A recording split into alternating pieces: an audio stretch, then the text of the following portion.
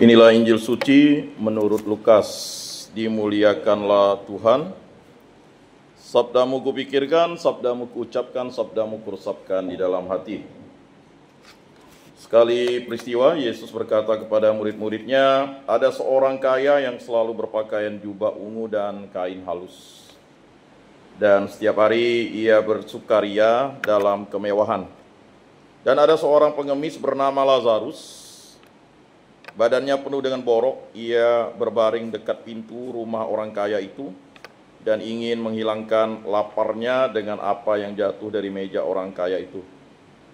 Malahan anjing-anjing datang dan menjilati boroknya. Kemudian matilah orang miskin itu, lalu dibawa oleh malaikat-malaikat ke pangkuan Abraham. Orang kaya itu juga mati lalu dikubur. Sementara menderita sengsara di alam maut, ia memandang ke atas dan dari jauh dilihatnya Abraham dengan Lazarus duduk di pangkuannya. Lalu ia berseru, "Bapa Abraham, kasihanilah aku. Suruhlah Lazarus mencelupkan ujung jarinya ke dalam air dan menyejukkan lidahku, sebab aku sangat kesakitan dalam nyala api ini." Tetapi Abraham berkata, "Anakku, ingatlah, engkau telah menerima segala yang baik semasa hidupmu, sedangkan Lazarus segala yang buruk. Sekarang ia mendapat hiburan dan engkau sangat menderita. Selain daripada itu, di antara kami dan engkau terbentang jurang yang tak terseberangi, sehingga mereka yang mau pergi dari sini kepadamu ataupun mereka yang mau datang dari situ kepada kami tidak dapat menyeberang." Kata orang itu, "Kalau demikian aku minta kepadamu, Bapa, supaya engkau menyuruh dia ke rumah ayahku, sebab masih ada 5 orang saudaraku, supaya ia memperingatkan mereka dengan sungguh-sungguh, agar mereka kelak jangan masuk ke dalam tempat penderitaan itu." Tetapi kata Abraham, "Ada pada mereka kesaksian Musa dan para nabi. Baiklah mereka mendengarkan kesaksian itu." Jawab orang itu, "Tidak, Bapak Abraham. Tetapi jika ada seorang yang datang dan dari antara orang mati kepada mereka, mereka akan bertobat." Kata Abraham kepadanya, "Jika mereka tidak mendengarkan kesaksian Musa dan para nabi, mereka tidak juga akan mau diyakinkan, sekalipun oleh seorang yang bangkit dari antara orang mati." Demikianlah sabda Tuhan. Terpujilah Kristus. Bapak-bapak, saudara-saudara yang terkasih dalam Yesus Kristus, bacaan Injil pada hari ini sebenarnya bacaan Injil yang sangat menakutkan sebenarnya. Waktu saya kecil, ketika saya mendengarkan bacaan ini, apalagi ada seorang pastor Kapusin yang membacakan, biasanya dibacakan pada saat Prapaskah dan juga pada masa-masa Advent. Jadi pastor ini sudah ada di Singkawang sekarang, tapi masih produktif. Jadi beliau ini kalau memberikan renungan atau homilinya itu begitu menakutkan kita. Dan dalam satu renungannya dia mengatakan manusia itu tidak akan bisa sampai menuju ke Allah Bapa karena tidak ada kemungkinan, kecuali hanya satu kemungkinannya, bersama Yesus. Dan inilah yang membuat iman saya itu bertumbuh dan berkembang. Karena sebenarnya bacaan-bacaan dari kitab suci itu sebenarnya menakutkan, supaya kita takut untuk berbuat dosa dan menjauhi dosa dan membenci dosa, menjauhi kejahatan. Persoalannya terkadang kita memang hidup dalam komunitas orang beriman, tetapi kita hidup dalam kedosaan. Kategori kedosaan itu kan yang pertama sesat. Sesat itu macam-macam, sesat pikir, ya, sesat kata, sesat tindak, sesat laku dan sebagainya. Sesat ini karena disesatkan oleh banyak faktor. Tapi ada 4 faktor sebenarnya. Ya, faktor yang paling dominan itu adalah hawa nafsu manusia sendiri sebenarnya. Yang kedua itu dunia, yang ketiga ada oknum yang memang sudah penyesat, yaitu iblis dan setan. Ya. Soalannya ya, kalau udah 4 faktor ini, ya kalau setan itu kan roh jahat. Kalau iblis itu ya pada prinsipnya memang sudah jahat ya, penyesat. Kita tahu bahwa Allah itu berdialog dengan iblis, ya, ketika iblis itu adalah orang yang pesimis, ya. Jadi ada dialog antara Allah dan Ayub itu, ya, antara Allah dan iblis tentang Ayub. Iblis katakan, tidak ada manusia yang suci di dunia ini, Tuhan. Ya. Oh belum, kamu belum lihat Ayub, katanya. Ya bagaimana kamu melindunginya, katanya. Bagaimana aku mau ganggu dia? Begitu. Oke lah kalau begitu, ya. Karena iblis itu kan sang penantang, setan itu kan sang penantang. Jadi persoalannya sekarang itu, hidup kita itu kan ditantang untuk berbuat baik atau berbuat jahat. Seperti apa yang dikatakan pada bacaan pertama, itu luar biasa. Bagaimana Yeremia ini langsung membuka, beginilah firman Tuhan. Terkutuklah, kata terkutuklah itu kan bangsat atau brengsek sebenarnya. Bangsat lah, brengsek lah, celaka lah. Kalau Santo Paulus bagi celaka. Kalau terkutuklah itu sebenarnya udah di atas bangsat lagi begitu, brengsek. Kan sering kita mengucapkan kata-kata itu. Jadi terkutuklah, itu sebenarnya kata-kata yang sudah paling tinggi begitu. Untuk mengatakan bahwa apa yang dilakukan itu sudah sangat jahat. Maka dalam kehidupan orang yang berdosa itu, ya kan kategori yang pertama sesat, yang kedua dia jahat. Nanti naik level dia berdosa. Hidup dalam kedosaan gitu. Nah, yang keempat ini levelnya berat sekali itu. Dia tidak merasa berdosa. Mau bunuh orang, mau ngerampok orang, mau berzina, dia tidak berdosa. Pokoknya dianggapnya itu tidak berdosa. Ya kan? Hedonisme. Muda, kaya raya, muda, poya-poya, tua, kaya raya, mati masuk surga. Nah, itu konsep orang yang tak berdosa. Jadi kalau konsep orang tak berdosa ya tidak ada masalah dia. Mau manusia itu senang, susah, dia tetap ya menjadi kelompok yang di atas itu. Nah ini digambarkan jelas dalam ya Injil yang tadi kita dengarkan. Tetapi Yeremia ini langsung mengatakan kata yang paling berat, terkutuklah. Orang yang mengadakan ya, terkutuklah orang yang mengandalkan manusia. Kadang kan kita sering terlalu percaya kepada manusia-manusia sehingga kita menjadi sesat. Jadi apa yang dikatakan, belum tentu orang yang sudah tua itu ya bijak. Belum tentu orang yang muda itu tidak bijak. Belum tentu anak kecil itu tidak bijak. Yesus sering katakan, ya, jangan sampai kita menolak anak-anak kecil ini, karena hal kerajaan surga itu, yang empunya kerajaan surga ya anak-anak kecil ini. Nah ini yang sering terjadi, ya. Maka di beberapa kampung di daerah, ya, anak-anak kecil, ibu-ibu itu paling rajin ke gereja, sedangkan bapak-bapaknya ya tak kemana. Saya pernah cerita di sini itu, ya. Jadi sekarang dia sudah bosan khotbah, tuh paman kami di kampung tuh dia bilang, ya kan, lalu start motor dia motong gatah katanya. Jadi lalu motong gatah kan bahasa kami itu kan. Barang ngabosan khotbah dia. Ya kan, umat ngabosan. Lalu gereja dibuka, lalu gereja tidak dibuka. Bahasa. Hai, motong gatah aja. Ya kan? Khotbah ket pohon gatah katanya kan. Jadi berkhotbah di pohon getah. Dia mau ngikut Santo Fransiskus tapi agak keblinger gitu. Jadi ketawa kami dengan bapak saya. Ini gimana lah. Gereja hampir mau longsor ya kan. Buka lah. Ya. Jadi persoalannya di situ. Bapak-bapak, saudara-saudara, ibu-ibu, saudari-saudari yang terkasih. Persoalannya adalah apakah kita mengandalkan manusia? Karena mengandalkan manusia ini sia-sia sebenarnya. Ya. Tidak bisa diandalkan.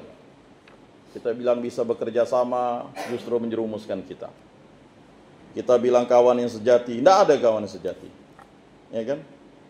Tidak ada musuh yang abadi, ya kan? Tidak ada kawan yang sejati. Hanya kepentingan saja. Ya, itu kata orang politik. Ya. Teori Machiavelli itu, teori politik setan katanya. Yang penting kekuasaan, apapun caranya, pokoknya duduk begitu. Bagaimana? Ya kan? Nah, ini salah satu hal yang memang dikutuk gereja, teori Machiavelli itu. Karena kan politik itu sebenarnya bonum commune, kesejahteraan umum. Kalau tidak ada politik, ya manusia tidak akan terbangun dengan sistem tatanan yang baik. Orang takut dengan politik, padahal politik itulah yang membangun tatanan ini baik. Nah, politik itu menjadi rusak karena oknum-oknumnya itu mengendalikan politik itu dengan kekuasaan. Dengan menggunakan cara-cara sesat. Mengandalkan kekuasaan, keuangan, dan sebagainya. Nah, ini persoalan-persoalan yang kita akan hadapi dalam hidup kita. Dan bisa menjerat kita untuk jatuh dalam kedosaan. Nah, ini kesesatan namanya. Selanjutnya kejahatan. Nah, ini kejahatan ini sudah merajalela. Kalau orang sudah sesat, apapun dilakukannya. Lawan politiknya dibunuh, disantet, diguna-gunai, ya kan, dikerjain, dimiskinkan, ya, dijolimi, dikriminalisasi, berbagai macam cara. Maka Yeremia ini ingin mengingatkan kita, ya, terkutuklah orang yang mengandalkan manusia. Di tempat ini kan kita masih juga mengandalkan hal-hal itu untuk kepentingan sesuatu yang mungkin bisa jadi terjadi, bisa jadi tidak terjadi. Ketika terjadi, kita bersyukur, puji Tuhan. Ketika tak terjadi, kita celaka orang ini. Ya, jadi ada dua yang kita bisa lakukan, mengutuk dan memberkati. Ya kan? Kalau kita menang main judi, puji Tuhan. Ya kan? Kalau kalah main judi, memanglah bangsat mimpi nih katanya. Nah, ini kan kata-kata yang selalu terjadi dalam hidup kita sehari-hari. Ya. Karena persoalannya memang hidup kita itu dualisme. Satu sisi kita ingin baik, satu sisi kita ingin kaya. Baik dan kaya ini kan agak susah nyingkronkan ya. Sampai Yesus katakan adalah sukar orang kaya masuk dalam kerajaan surga. Bisa dia masuk kerajaan surga tapi sukar gitu Pak. Waduh, kalau miskin susah juga makan kan. Tetapi dibalikkan dalam Injil tadi yang kita dengarkan. Nah, makanya Yeremia itu juga meneruskan, ya. Terkutuklah orang yang mengandalkan manusia, yang mengandalkan kekuatan sendiri. Udah mengandalkan manusia, mengandalkan kekuatan sendiri. Ya mana bisa? Di tempat ini kalau kita mengandalkan kekuatan sendiri habis kita. Makanya puji Tuhan udah belasan tahun tempat ini, saya sangat rindu tempat ini. Mulai saya memijakkan kaki di sini, rupanya luar biasa di tempat ini. Ya. Ada kerinduan yang selalu menarik kita untuk sampai di sini. Tetapi bukan maksudnya kerinduan bapak-bapak masuk di sini tetap selamanya, dia harus keluar gitu. Ya, maksudnya ya, kerinduan untuk berada di rumah Tuhan itu adalah sesuatu yang memang paling indah. Rupanya di tempat ini pun ada rumah Tuhan yang luar biasa. Ya, memang di Kalimantan Barat ini khususnya di ini ya 4. Baik rutan ini di Sungai Raya Dalam, kemudian Lapas Anak. Kemarin saya pelayanan di Lapas Anak. Saya berdoa jangan nambah, rupanya nambah lagi. Ya kasusnya biasalah. Ya. Yang 2 minggu lalu perampokan, yang ini cabul kan begitu. Nah, juga ada lapas laki-laki di Sungai Raya, kemudian ada lapas perempuan di Kakap. Nah, puji Tuhan 4-4-nya ada gereja, ya, di mana bisa kita untuk ya dibimbing oleh Tuhan untuk kembali bertobat. Nah, yang mengandalkan kekuatan sendiri ini sering terjadi. Kita mengandalkan kekuatan sendiri, pede-pede saja kan begitu. Ya, ngapainlah ke gereja kan, habiskan duit. Saya ingat paman saya dulu tuh, apa-apa gereja nih duit. Masuk gereja parkir duit, nanti kolekte duit. Kolekte 2 duit, ya kan, manggil pastor duit, manggil pendeta duit. Saya bilang orang ini kok aneh begitu, ya kan? Kalau tidak ada duit, mana bisa masuk gereja kan begitu. Ya, persoalannya bukan masalah duit sebenarnya, ini masalah ketulusan kita sebenarnya. Kalau hari raya Santo Yosef kemarin yang kita rayakan itu kan bagaimana Santo Yosef itu tulus. Ketulusan itulah yang dipilih Tuhan. Orang bertanya siapa bidannya Yesus, ya. Dialog ini sering terjadi. Ada seorang suster tuh, waktu itu sharing dengan saya ini Pak katanya, sudah mungkin belasan kali ya bertanya kepada imam, siapa bidannya Yesus tuh? Suster nih, ya. Lalu suster, jawabannya baru memuaskan. Ini kan kehendak Allah terjadi. Akhirnya saya renungkan, ya ini namanya suatu pertanyaan yang logis begitu. Dan mungkin baru saya temukan atau sudah ditemukan begitu. Ya kan? Lah, bidannya ya Yosef sendiri dong. Yang ada di tempat itu kan Maria, Yosef, dan Yesus. Yang menolong Maria melahirkan ya pasti Santo Yosef. Tidak mungkin lah siapalah. Ya kan? Apa kita nanya bidannya lagi? Kan begitu. Apakah tidak boleh seorang laki-laki membantu persalinan? Jawabannya tuh, ya, oh iya ya. Kalau ditanya begitu, makanya Santo Yosef itu selalu sejajar dia. Terpujilah nama Tuhan Yesus, Bunda Maria, dan Santo Yosef. Luar biasa kan? Tidak perlu dicatat. Kita tahulah logika sekali kan. Kan pertanyaan debat sekarang itu siapa bidannya katanya. Coba tunjukkan bidannya. Ya bidannya ya Santo Yosef lah. Bidan kan bukan melahirkan, membantu orang melahirkan. Ya kan? Bidan kan tidak mesti perempuan. Dokter banyak, dokter ginekolog, ya kan? Kemudian mantri, ya pada etisnya memang logikanya untuk menolong persalinan itu diminta tenaga medis yang perempuan, ya kan? Tapi banyak tenaga medis juga yang laki-laki membantu persalinan. Nah itu pada hari raya Santo Yosef kemarin itu logikanya. Jadi kalau orang kan sekarang bertanya, betulkah Yesus itu Tuhan? Ya kalau tidak jadi orang Kristen ya jangan percaya Yesus Tuhan memang. Sampai jungkir balik pun ya dia tidak akan percaya itu Tuhan begitu. Yang udah dibaptis dia jadi antikristus kan? Karena dia apa? Dia mengandalkan orang lain dan kekuatannya sendiri untuk bertanya tentang itu. Gitu. Maka kalau kita sebagai orang Kristen, bodoh benar atau terkutuklah kita tak percaya Yesus sebagai Tuhan. Karena kita dibaptis dalam nama Bapa dan Putra dan Roh Kudus. Allah Tritunggal yang Maha Kudus kan begitu. Ya. Kalau Yehova itu kan menganggap Yesus itu kan di bawah Allah. Begitu juga Mormon, kepribadian Yesus itu ya tidak serupa dengan Allah. Nah, makanya orang yang mengaku imannya Kristen, Kristiani, baik Katolik dan Protestan dan Ortodok, ya dia percaya Yesus Kristus sebagai Tuhan dan Juru Selamat, titik. Ya kalau memang orang yang beragama lain ya terserah dia. Mau debat jungkir balik pun ya kan sulit. Ya. Jadi persoalannya memang dari dulu sampai sekarang itu orang tak percaya. Dari mulai abad pertama itu udah ada memang. Nah, jadi terkutuklah orang yang mengandalkan manusia, yang mengandalkan kekuatan sendiri dan yang hatinya menjauh dari Tuhan. Yang hatinya menjauh dari Tuhan. Di tempat ini kita kembali mendekat kepada Tuhan.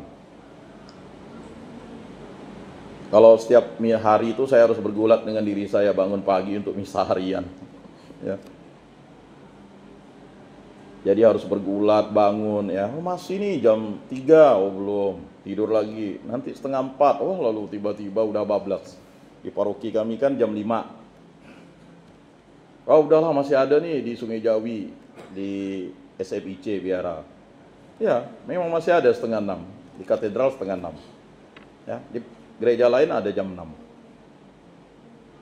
Tapi ya itu tadi, untuk bergulat melawan diri sendiri itu butuh yang namanya kekuatan dari Tuhan. Gitu. Ya. Dan datanglah, ya kan, pikiran-pikiran yang membuat kita tuh jauh. Dan itu harus kita lawan.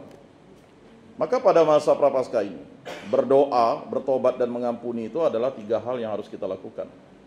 Ya. Karena apa? Karena dengan berdoa kita mengandalkan Tuhan. Cukup Tuhan bantu saya. Kalau memang tidak panjang-panjang kan begitu. Apalagi kalau orang Katolik dalam nama Bapa dan Putra dan Roh Kudus. Ya. Saya dulu dialog dengan bapak saya ini kok katekis kok tanda salib? Oh, tanda salib itu doa yang paling utama atau inti. Ya kan?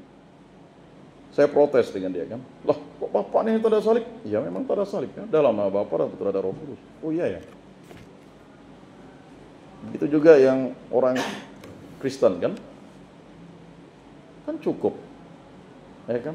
Tuhan Yesus berkati saya. Titik. Amin kan? Tapi itu pun payah. Mengapa payah? Karena kita mengandalkan kekuatan manusia, kekuatan diri kita sendiri, dan hati kita menjauh dari Tuhan. Ini persoalannya Yeremia ingin katakan. Di sini kan ada hampir 115. Tetapi yang mau hadir itu ya itu aja ya kan. 1, 2 terpengaruh, habis itu terpengaruh lagi masalah, ya keluar, ya begitu. Ini kan kalau yang saya ikuti, ya itu muka-mukanya itu saja. Nanti yang rajin ya rajin ini, gitu. Yang malas ya sampai malas lah dia. Pernah saya cari itu kan ada beberapa tahun yang lalu. Yang penjudi ya tetap penjudi lah di sini. Mana cari judi, cari rezeki katanya. Dari awal sampai akhir dia masuk sini tidak pernah ketemu saya kan. Ya karena itu tadi. Menghindar. Nantilah Tuhan ya kan. Nantilah melayani. Belum usia 30, udah 30, nantilah Tuhan, belum 40, nantilah Tuhan, belum 50, nantilah Tuhan, belum pensiun. Ujung-ujungnya apa? Ya kan? Jadi nantilah. Sampai akhirnya itu waktu pas ada, ya saya kan ragu sekali waktu pas prodiakon yang pertama. Ini udah periode yang ketiga. Periode pertama tuh, ini saya masih muda nih, suruh asisten imam untuk prodiakon kan, di lingkungan. Lalu pastor bilang, sampai mati pun kalian pun tidak layak katanya jadi prodiakon. Oh iya ya, betul juga, tidak ada. Sampai mati itu tidak layak. Sampai mati pun kita tidak layak di hadapan Yesus kalau tidak Yesus yang melayakkan kita. Mana ada kita layak? Saya berdosa, saya sungguh berdosa. Jadi refleksi renungan itu kita renungkan lah, ya kan? Sampai mati pun tidak layak baca kitab suci itu. Ya, kalau di gereja Katolik baca kitab suci itu kan semester 5 dilantik menjadi akolit dan lektor. Ya, dilantik para prater tuh. Pak Andre lebih tahu kan? Dilantik tuh. Akolit tuh pelayan misa tuh, miskinar tuh. Kalau lektor tuh yang baca kitab suci.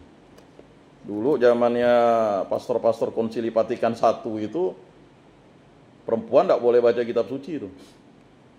Baru setelah Konsili Vatikan II, ya. Jadi ada beberapa pastor juga ya memang albanya tidak mau dipegang sama misdinar perempuan, ya itu karena prinsip tadi itu. Ya. Dan itu memang ya kembali lagi bahwa konsepsi kita dalam beriman itu adalah pertumbuhan iman yang dewasa. Bapak Ibu saudara-saudari yang terkasih dalam Yesus Kristus, ia seperti semak bulus di padang belantara, ia tidak akan mengalami datangnya hari baik. Ia akan tinggal di tanah gersang, di padang gurun, di padang asin yang tidak berpenduduk. Itulah orang terkutuk. Jadi kalau orang terkutuk itu ya mau masuk gereja ini susah. Lihat gereja gelap. Seperti tetangga saya dulu. Orang bernyanyi-nyanyi dia olok-olok gitu. Padahal rumahnya tuh hanya 10 langkah masuk gereja gitu. Dia panggil bapak saya, lihatlah deh itu katanya. Udah habis ketawa, nangis. Dah nangis, ketawa, nyanyi lagi. Kan ada aliran yang begitu ya.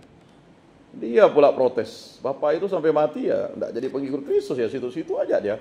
Pakai baju, ya kan, nunggu esnya dijual. Ya. Jadi kalau ada orang mau masuk gereja itu dimarahnya, ngapa nanti duit waktu perpuluhan katanya. Wah, udah. Itu tadi, jangan pikir orang ini dekat gereja itu mudah masuk. Tidak. Ya. Malah orang yang pergi ke Segedong itu, dia butuh 60 kali pertemuan ya. Tanpa absen untuk katekumen di gereja MRPD. Segedong. Jadi 1 hari sebelumnya dia menginap, karena tidak pernah itu dia. Jadi sekeluarga itu masuk Katolik. Ya. Jadi dari Segedong dia. Jadi sehari sebelumnya dia katekumen. Bayangkan, justru yang jauh, yang dekat santai-santainya kan begitu. Nah itu memang luar biasa, memang sulit. Jadi orang yang udah terkutuk itu, ya jauh dari berkat Tuhan itu, ya sampai kapanpun dia tidak akan mau masuk gereja. Bahkan dia akan menjadi antikristus. Banyak kok. public figure semuanya ya. Itu hak dia lah milih agama. Tapi pada prinsipnya orang yang sudah dibaptis, kalau dia menjadi antikristus dan tidak mau mendapat berkat, menolak berkat itu, dia tidak akan selamat. Menghujat Roh Kudus itu tidak diampuni. Nah, itu Injil kok katakan. Lebih bagus dia tidak dibaptis, tapi dia percaya bahwa Tuhan itu ya adalah kasih gitu. Dibanding dia dibaptis. Makanya di gereja Katolik itu baptis itu bukan sulit. Tapi ketika dibaptis, orang itu harus tahu itu berkat. Tapi kalau berkat itu menjadi kutukan bagi dia, ya terpisahlah dia dari Allah. Maka ya fine-fine saja misalnya public figure mau masuk pindah iman ya silakan, karena dasarnya memang tidak kuat ya. Dasarnya apa? Dendam, iri hati, dengki. Dasarnya apa? Kekerasan dan sebagainya ya. Makanya bagi kita ya santai-santai saja ya, tapi bagi kelompok-kelompok tertentu malah adu debat ya, terserahlah. Yang di debatnya juga memang sama, ya kesimpulannya satu kan. Yang satu percaya Yesus sebagai Tuhan, yang satu yang tidak percaya Yesus sebagai Tuhan. Kan gitu. Ya, dari semua debat yang terjadi. Ya kita sebagai penonton debat ini ya tetap harus setia kepada Kristus. Nah ini yang dikatakan Yeremia. Jadi Yeremia ingin mengatakan berkat itu bisa menjadi kutukan bagi kita ketika kita tidak dekat dengan Tuhan. Di tempat ini kita sudah, mohon maaf ya, bapak-bapak, saudara-saudara yang dijatuhi vonis. Kebalik lagi, bukan karena kekeliruan bapak-bapak mungkin. Ya, karena ketidaktahuan, kesalahan administrasian dan sebagainya. Atau tadi mupakat tadi karena mengandalkan manusia ya. Mengandalkan kekuatan diri sendiri. Ditegur Tuhan tidak mau, itu dosa loh. Tidak dosa. Santai ya Tuhan. Nantilah, kan begitu. Ya kan, santai kawan, kan begitu. Ya kan? Istrinya suruh, ayo Pak ke gereja, nanti ya, kau jak dulu, ya kan? Loh, Bapak tidak ke gereja, nanti masih ada misa sore, ya kan? Tidak ke gereja Pak, ada misa malam, Pak tidak ke gereja, capek, minggu depan ya. Jadi begitulah dia. Jadi bapak-bapak, saudara-saudara, ibu-ibu, saudari-saudari yang terkasih, yang paling sulit itu mengingatkan orang. Mengingatkan orang itu paling sulit. Karena mengingatkan orang itu tidak mudah. Butuh bantuan Roh Kudus. Ya kan? Bayangkan, mengingatkan orang tidak judi sabung ayam dan ditangkap, ya mati, kepala ditembak, gitu. Ya kan? Demi sabung ayam 3 aparat mati ditembak kepalanya. Bukan alang-alang dia nembak, satu nembak dada, satu nembak kepala.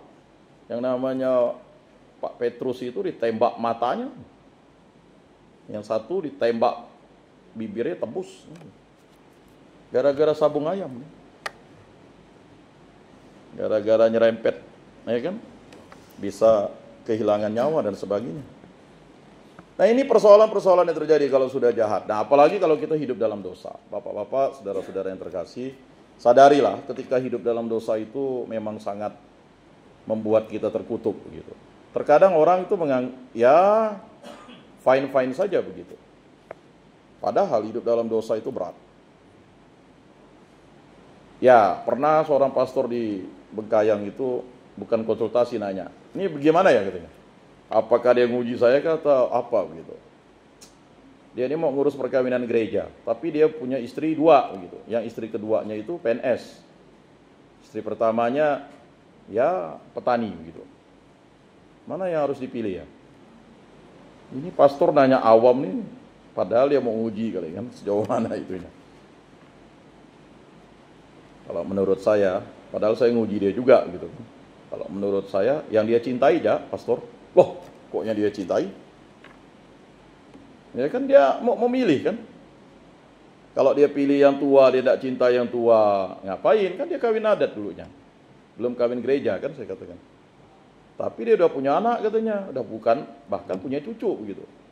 Kalau yang muda, nah dia PNS kan begitu. Jadi yang mana? Yang harus dipilihnya kan begitu. Pilih 2 antara 1 kan begitu. Sama-sama Katolik istrinya, ya tapi kawin adat kan begitu. Ya saya hanya ini, padahal pertanyaannya mudah saja. Ya pasti yang tua dong harus dipilih, karena dia yang pertama kan. Sama seperti kalau kita Abraham kan, Abraham antara Sarah dan Hagar kan, dan Keturah. Kalau Sarah ini kan memang istri yang sah. Kalau Hagar ini kan bukan istri yang sah. Ya kan? Abraham tuh setia dengan istrinya, ya udah. Kau tidur aja dengan pelayan aku nih kan begitu. Tetapi bukan yang utama kan begitu.